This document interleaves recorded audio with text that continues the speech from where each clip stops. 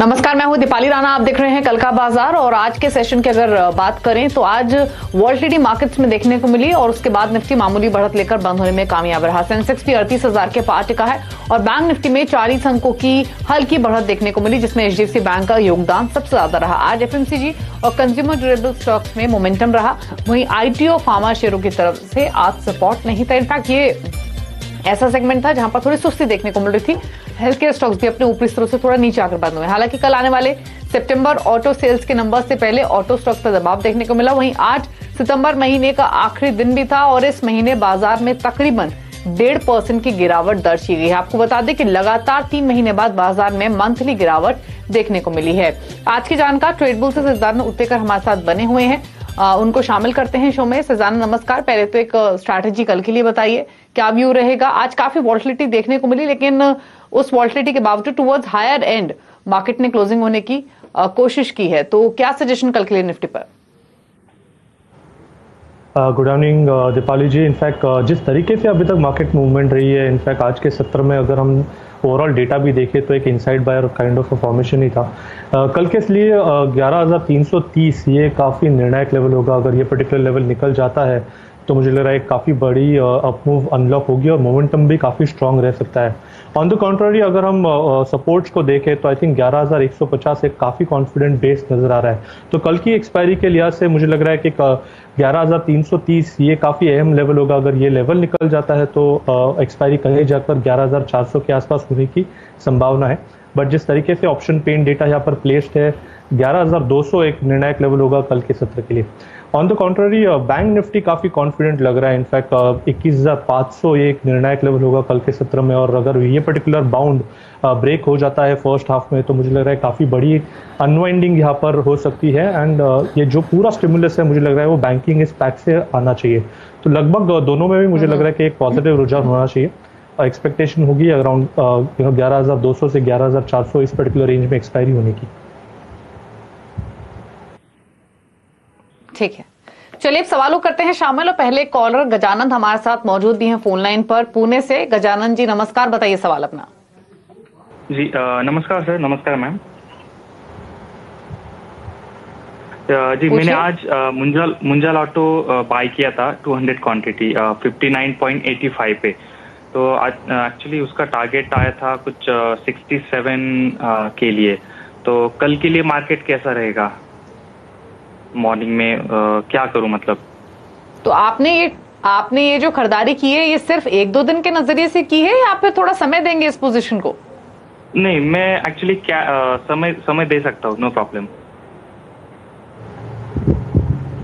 ठीक है, सिद्धानंद बताइए मुंजाल ऑटो पर क्या व्यू है? आज ही इन्होंने खरीदारी की है, इनके भाव के आसपास ही बंद हुआ है स्टॉक, क्या करें अब आगे के लिए? देखिए, शॉर्ट टर्म के लिहाज से तो यहाँ पर ट्रेंड में कोई बड़ी डिस्टॉर्शन नहीं है। इनफैक्ट एक high top high bottom sequence अच्छी तरह मेंटेन्ड है। वीकली चार्ट्स को अगर हम गौर से देखें तो वहाँ पर एक बुलिश पेनेंट फॉर्मेशन है एंड ये पर्टिकुलर पैटर्न काफ़ी मैच्योर हो चुका है। तो मुझे लग रहा है जिस तरीके से इसने एक बेस बनाया है अराउंड 54 के आसपास, मुझे लग रहा है ये पर्टिकुलर लेवल उनको as a stop loss maintain करना चाहिए। एंड मेरी भी एक्सपेक्टेशन है कि अगले कुछ हफ्तों में ये पर्टिकुलर स्टॉक अराउंड 73-70 इस पर्टिकुलर जोन में स्विंग करना चाहिए। तो यहाँ पर डेफिनेटली उनको अपनी पोजीशन होल्ड करनी चाहिए 54 के स्टॉप लॉस के साथ। ठीक है, नीतीश गर्ग ने एक सवाल भेजा है ट्विटर के जरिए। 2 शेयर्स हैं इनके पास। पहला तो भारती एयरटेल है जहां पर 522 की खरीदारी है और दूसरा एचडीएफसी स्टैंडर्ड लाइफ, यहां पर इनका बाइंग प्राइस 577 का है। दोनों स्टॉक्स में पोजीशन इनकी लॉन्ग टर्म है। तो भारती एयरटेल में तो नुकसान है काफी, 100 रुपए नीचे है इनके भाव से एग्जैक्टली, और एचडीएफसी लाइफ इनके भाव से भी 17 रुपए नीचे। इनफैक्ट इसमें प्रेशर आज ही बिल्डअप हुआ है ज्यादा एचडीएफसी लाइफ में। दोनों स्टॉक्स पर आपका सजेशन लॉन्ग टर्म के हिसाब से? देखिए, दोनों काफ़ी बढ़िया पेडिग्री के स्टॉक्स हैं। इनफैक्ट भारतीय एयरटेल का अगर हम डेटा देखें तो क्लियरली एक अच्छे डिमांड जोन में स्टॉक प्लेस्ड है। तो यहाँ पर मुझे लग रहा है थोड़ी सी और गिरावट हो सकती है।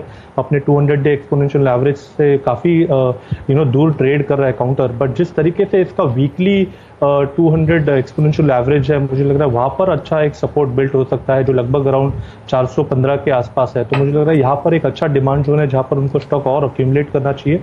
टेक्निकली अगर हम देखें तो एक हायर टॉप हायर बॉटम की सीक्वेंस यहाँ पर डिस्टॉर्ट नहीं हुई है। इनफैक्ट ये जो पुल बैक है वो काफ़ी हेल्दी है। HDFC लाइफ भी अगर हम देखें तो यहाँ पर थोड़ी सी गिरावट जरूर हुई है, बट अगर हम ओवरऑल डेटा देखें तो ये kind of a sideways consolidation में है। यहाँ पर भी अगर हम अहम लेवल्स देखें तो लगभग अपने 200 डे एक्सपोनेंशियल मूविंग एवरेज के आसपास ये क्लस्टरिंग हो रही है, एंड 550 एक काफी इंपॉर्टेंट लेवल था जहां पर हिस्टोरिकली एक ब्रेकआउट हुआ था और वहां से बड़ा मोमेंटम आया था काउंटर में। तो मुझे लग रहा है ये एक अच्छा पुल बैक मिल रहा है, तो यहाँ पर भी अक्यूमुलेट करने की सलाह होगी। कहीं पर भी बड़े डिस्टॉर्शन नहीं दिख रहे प्राइस में। मुझे लग रहा है भारतीय एयरटेल में तो उनको और ऐड करनी चाहिए पोजीशन इस लेवल पर। SMS के जरिए गौरव ने एक सवाल भेजा है सूरत से। फ्यूचर रिटेल पर 120 के प्राइस पर इनकी खरीदारी है, 225 शेयर्स है, नुकसान में है इनकी खरीदारी। क्या सजेशन स्टॉक पर? देखिए लगातार यहाँ पर इस पर्टिकुलर काउंटर पे हमें काफ़ी क्वेरीज आई है और हमारा स्टांस सेम ही रहा है कि ये पर्टिकुलर काउंटर काफ़ी वीक ट्रेंड में रहा है। अगर यहाँ पर उछाल मिलते भी है तो वहाँ पर एग्जिट यही रणनीति रखनी चाहिए। तो क्लियरली ट्रेंड जिस तरीके से है यहाँ पर बिल्कुल भी होप पे नहीं रहना चाहिए। 120 की इनकी खरीदारी है, अगर थोड़ा सा भी बाउंस बैक आ जाता है तो मुझे लग रहा है यहाँ पर उनको अपना जो नुकसान है वो बांध देना चाहिए, एंड जो कैपिटल है वो कहीं जाकर कुछ क्वालिटी नेम्स पे डिप्लॉय करना चाहिए। अगर स्पेसिफिक इसी पर्टिकुलर सेगमेंट को देखें तो मुझे लग रहा है डीमार्ट में काफ़ी अच्छी एक करेक्शन आई है, एंड वहाँ पर एक rising channel kind of formation में है और उसके बेस के नज़दीक स्टॉक मिल रहा है। तो अगर उनका नजरिया थोड़ा लॉन्ग टर्म है तो मुझे लग रहा है क्वालिटी स्टॉक्स में उनको स्विच होना चाहिए, यहाँ पर होप पे नहीं रहना चाहिए फ्यूचर रिटेल में। ठीक है। एनजी त्रिपाठी हमारे साथ फोन लाइन पर कोलकाता से। त्रिपाठी जी नमस्कार, बताइए सवाल अपना। हेलो, पूछिए सवाल। हेलो हेलो, नमस्कार। नमस्ते। हाँ नमस्कार मैडम। मैडम मैंने ओमेक्स लिमिटेड के 340 शेयर लिए थे, 195 एवरेज। हेलो, ठीक है। 220 के प्राइस पर सजदानंद इनके पास ओमैक्स के शेयर्स हैं और ये स्टॉक लगातार फिसला है पिछले एक महीने में स्पेशली, और अब 67 पर आ चुका है। ऊपर की खरीदारी इनकी और अब भारी नुकसान में है, क्या करें इन स्तरों पर? देखिए पहले से ही इस पर्टिकुलर स्टॉक में जो वॉल्यूम्स होते थे वो अब काफ़ी एबनॉर्मल थे, एंड जिस तरीके से यहाँ पर प्राइस डेवलपमेंट भी है वो काफ़ी एबनॉर्मल है। तो यहाँ पर मुझे नहीं लगता कि निवेश करना चाहिए उन्हें। अगर मौका मिल जाता है तो यहाँ पर भी मुझे लग रहा है एग्जिट करनी चाहिए पोजीशन, एंड कुछ बेटर एवेन्यूज देखने चाहिए। फिलहाल जिस तरीके से पिछले 5-6 दिनों से कंसोलिडेशन हो रहा है, मुझे लग रहा है अगर अपटिक आ भी जाती है तो 80 के आसपास उनको एग्जिट करने की सलाह होगी। ठीक है। सौरभ धवन ने एक सवाल भेजा है फेसबुक पर। 1000 शेयर्स इनके पास अशोक लेलैंड के 98 के प्राइस पर, और अशोक लेलैंड में हमने अच्छा मूव देखा भी है, और दूसरी बात ये फोकस में रहेगा भी क्योंकि कल सेल्स नंबर्स आएंगे और एक्सपेक्टेशंस ये हैं कि मंथ ऑन मंथ बेसिस पे 18-19% तक के इंप्रूवमेंट दिख सकता है। कमर्शियल वाहनों की भी जो बिक्री है वो रिज्यूम हुई है। इनके भाव से अभी भी नीचे स्टॉक क्योंकि इनकी खरीदारी ऊपर की है, तो क्या करें अपनी इस एग्जिस्टिंग पोजिशन में? देखिए क्लियरली उनको एक ट्रेलिंग स्टॉप लॉस लगाना चाहिए अराउंड 70 के आसपास का। अगर वो लेवल निकल जाता है तो मुझे लग रहा है वहाँ पर अपनी पोजीशन उनको हल्की कर देनी चाहिए, क्योंकि अगर हमने लगातार देखा है पिछले 1.5 महीने में कि अराउंड 75 से 80 इस पर्टिकुलर जोन में आकर स्टॉक थोड़ा सा थक जाता है। तो डेफिनेटली अगर ब्रेकआउट हो जाता है एस्टैब्लिश अराउंड 80-82 के आसपास तो डेफिनेटली एक बहुत बड़ी पेडिग्री ओपन हो जाएगी, एक अच्छा मोमेंटम स्टॉक में बन जाएगा। बट जिस तरीके से फिलहाल दो अटेम्प्ट में ये फेल हुआ है, मुझे लग रहा है 80 एक निर्णायक लेवल होगा। अगर वो क्लोजिंग बेसिस पे निकल जाता है तो ही उनको अपनी पोजीशन कैरी फॉरवर्ड करनी चाहिए, या फिर ट्रेलिंग स्टॉप लॉस जरूर लगाना चाहिए अराउंड 74 के आसपास। ठीक है। सबीर है हमारे साथ कोलकाता से सवाल पूछने के लिए। नमस्कार सबीर, बताइए क्या सवाल है आपका? Hi ma'am, good evening. Actually ma'am, my question is that I have SBI Bank at rupees 197.71 of 271 shares.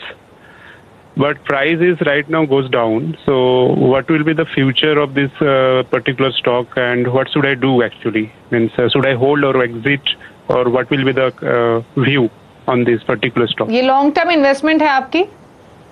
No, actually my perception was for very short term. I don't have so much time. Okay ठीक है। Sajanand, SBI bank हालांकि long term के हिसाब से तो कोई दिक्कत नहीं है और न्यू टर्म शायद थोड़ा ट्रबलसम रहे बैंक्स के लिए। एसबीआई पर इन पर्टिकुलर शॉर्ट टर्म पर्सपेक्टिव से क्या सजेशन होगा, क्योंकि इनकी खरीदारी 197 की है और 185 पर ही कर रहा है ट्रेड।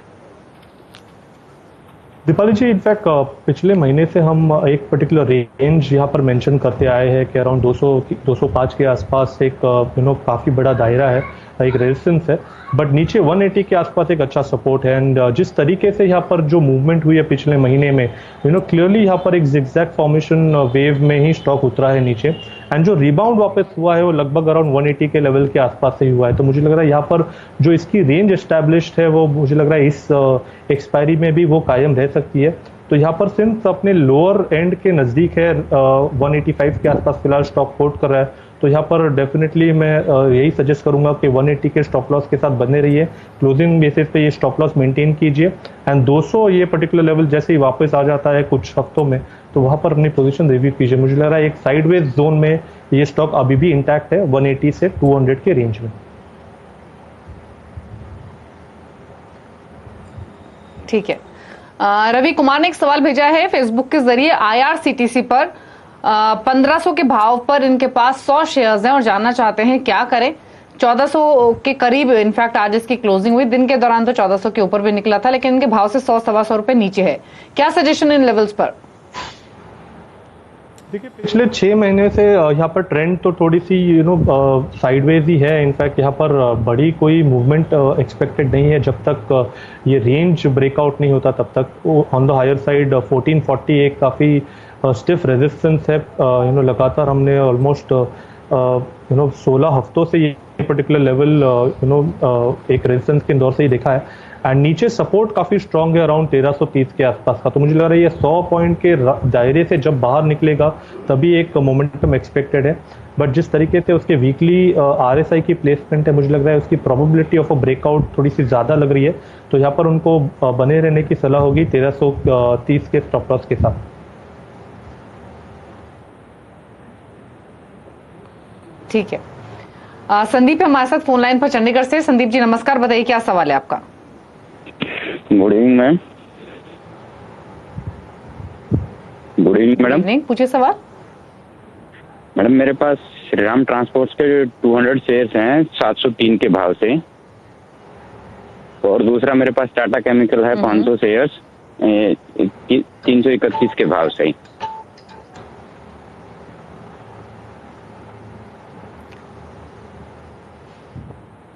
ठीक है, पूछ लेते हैं। टाटा केमिकल्स 331 का परचेजिंग प्राइस है और श्रीराम ट्रांसपोर्ट 703 का बाइंग प्राइस है। सजदानंद बताइए दोनों स्टॉक्स पर अपनी राय।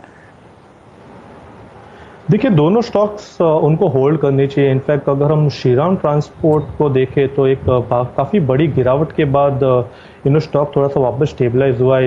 इनफैक्ट इन्होंने ऑलरेडी एक बड़ा स्विंग देखा है, तो यहाँ पर तो मुझे लग रहा है होल्ड करनी चाहिए पोजीशन को। 540 ये ट्रेलिंग स्टॉप लॉस मैं रिकमेंड करूंगा यहाँ पर।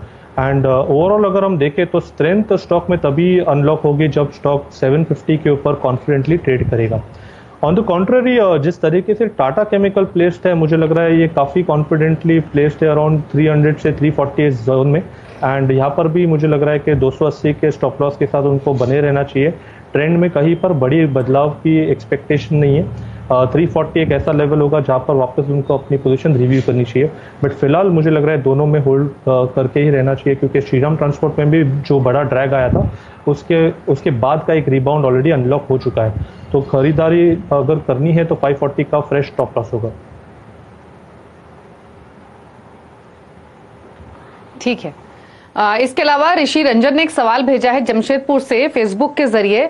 इनके पास कोल इंडिया के 217 के भाव पर स्टॉक्स हैं, ओएनजीसी 166 के भाव के शेयर्स हैं, 1 साल और रख सकते हैं और अपनी पोजीशन और इंक्रीज भी कर सकते हैं। दोनों सरकारी कंपनियां, दोनों में भारी नुकसान, दोनों ही नॉन परफॉर्मर्स रही हैं इनफैक्ट। सजदानंद, अब करें क्या? एवरेज कर लें यहाँ और ऐड करके एग्जिस्टिंग पोजीशन के होल्ड रखें, या कोई और स्टॉक अपने पोर्टफोलियो में ऐड करें ताकि यहां से हो रहे नुकसान की भरपाई कर सके?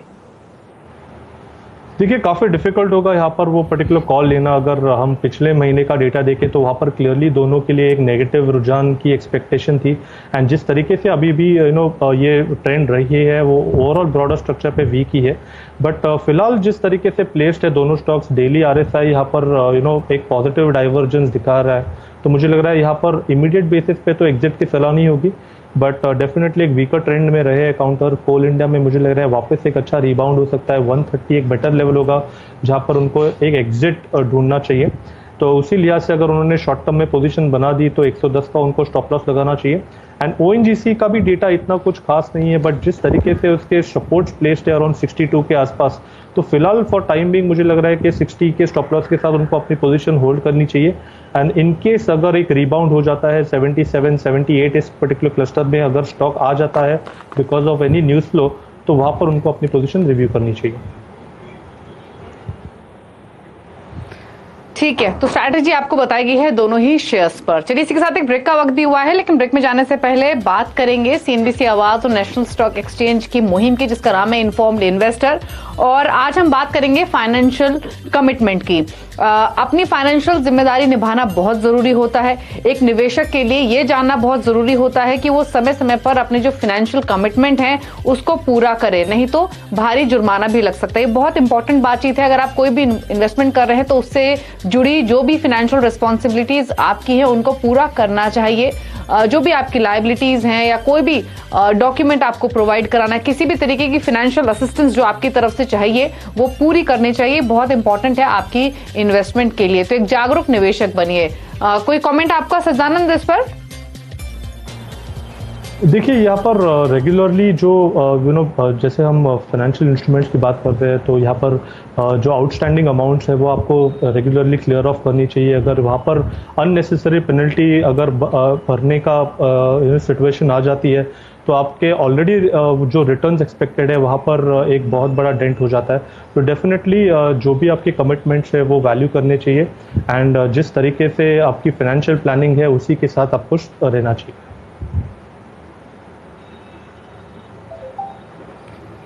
ठीक है, एक ब्रेक के लिए यहाँ पर रुक रहे हैं। जब लौटेंगे तो कुछ और क्वेरीज तो करेंगे शामिल। ये शो फेसबुक ट्विटर पर लाइव वही है, तो आप वहां भी अपने सवाल हमें भेज सकते हैं। तो एक ब्रेक, जल्द वापस आते हैं।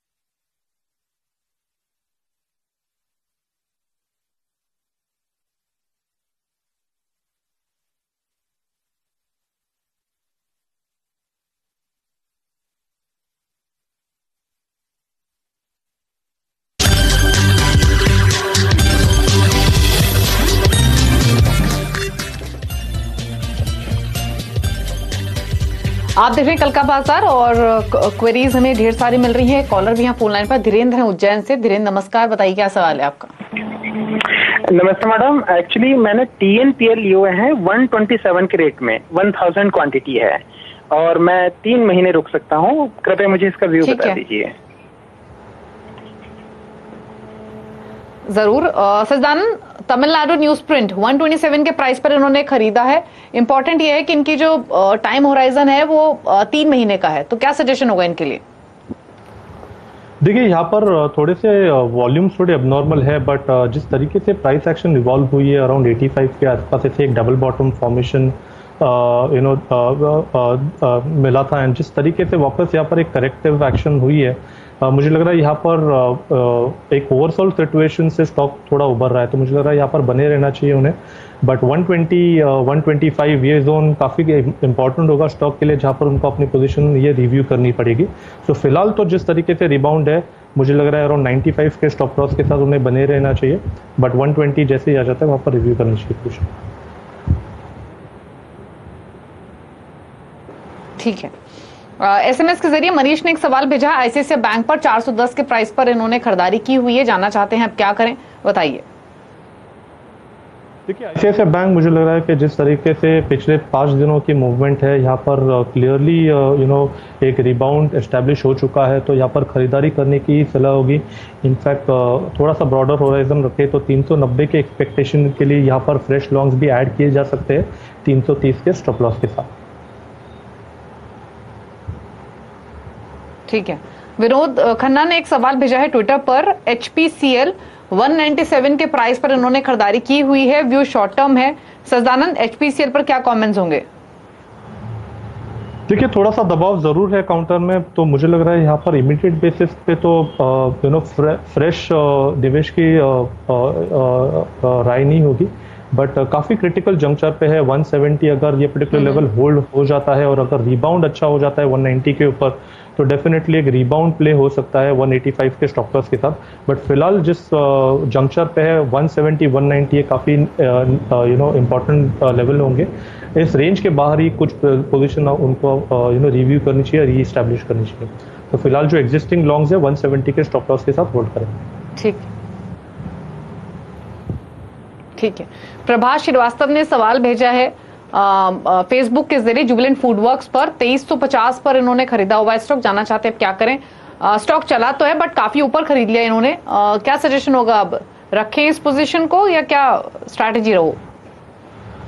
देखिए, मेरी एक्सपेक्टेशन है कि जिस तरीके से यहाँ पर स्टॉक में परफॉर्मेंस है, एक काफ़ी बड़े स्टेलर अपमूव में रहा है काउंटर, बट अगर हम पिछले 15 दिन का डेटा देखें तो वहाँ पर क्लियरली एक नेगेटिव डाइवर्जेंस दिखाई दे रहा है प्राइस स्केल पे, प्लस उसका RSI काफ़ी अच्छी तरह प्लेस्ड है एक डिक्लाइन के लिए। तो यहाँ पर मुझे लग रहा है कि कहीं जाकर इसकी अपसाइड कैप हो सकती है 2300 2400 एक अपसाइड रेजिस्टेंस होगा, एंड नीचे जो एक फॉर्मिडेबल सपोर्ट है मुझे लग रहा है वो रिविजिट होना चाहिए अराउंड 2150 के आसपास।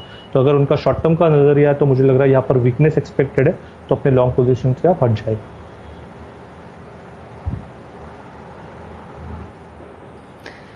फेसबुक के जरिए एक विशाल ने सवाल भेजा है। IGL पर 431 के भाव पर इन्होंने स्टॉक्स खरीदे हुए हैं, लंबी अवधि के लिए रुक सकते हैं, तो IGL के चार्ट्स देखकर बताइए क्या सजेशन होगा? देखिए, IGL पे भी मुझे लग रहा है यहाँ पर एक बुलिश बायस रखना चाहिए जब तक स्टॉक 370 ये पर्टिकुलर लेवल होल्ड करता है ऑन अ क्लोजिंग बेसिस। यहाँ पर ये जो बुलिश रिबाउंड हुआ है वो मुझे लग रहा है एक वैलिड पॉइंट ही होगा, जिस तरीके से एक हैमर एस्टैब्लिश हुआ है ऑन द वीकली चार्ट्स। तो यहाँ पर एक्सपेक्टेशन है कि अगले कुछ महीनों में स्टॉक अराउंड 460 465 इस पर्टिकुलर जोन में ट्रेंड होना चाहिए। तो क्लियरली ये जो अपॉर्चुनिटी मिली है पिछले 2 हफ्तों से, मुझे लग रहा है वहाँ पर उनको अक्यूमुलेट करना चाहिए काउंटर 370 के स्टॉप लॉस के साथ। 460 एक जोन होगा जहाँ पर उनको अपनी पोजीशन रिव्यू करनी चाहिए।